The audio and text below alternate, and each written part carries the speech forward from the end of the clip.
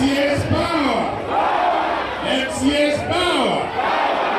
Honorable members, kuna vita zingine ni za akili, sio za kifua, si ndio? Na waombeni kwa heshima, sawa? Na wapenda sana, lakini naombeni kwa heshima. Hii message itafikia, na tumeshukuru sana kwa PS, hatujui nani amemtuma, si ndio?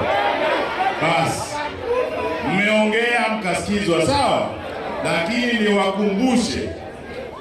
niwakumbushe kuna vita zingine ni za sio za kifua, si ndio?